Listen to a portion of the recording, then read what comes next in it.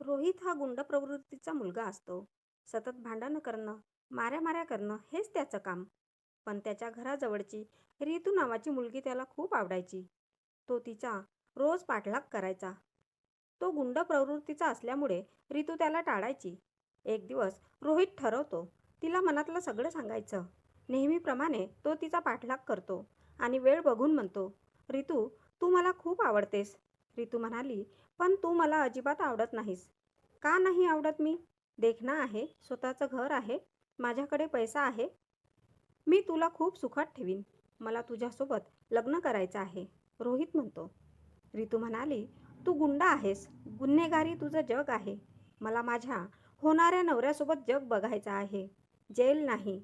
आणि तुझ्याकडे जी प्रॉपर्टी आहे ती तुझी नाही, तुझ्या बापाची आहे. त्या दिवशीपासून रोहित स्वतःला बदलवतो. तो रोज कामाला जातो, गुन्हेगारी सोडून देतो. एक दिवस रितूचा वाढदिवस असतो, तेव्हा तो स्वतः कमावलेल्या पैशाने रितूसाठी एक भेट आणतो. रितू, हे घे, तुझ्यासाठी भेट. माझ्या कमावलेल्या पैशाने घेतली, बाबांच्या पैशाने नाही. तेव्हा रितू म्हणते, मला भेट नको. तू बदललेला पाहिजे होतास. तू असाच राहा आयुष्यभर. हीच माझ्यासाठी सगळ्यात मोठी भेट. रोहित हसतो आणि तिला वचन देतो, तो तिला जग दाखवणार, जेल नाही. कथा आवडल्यास लाईक करा, कमेंट करा आणि चॅनलला सबस्क्राईब करा.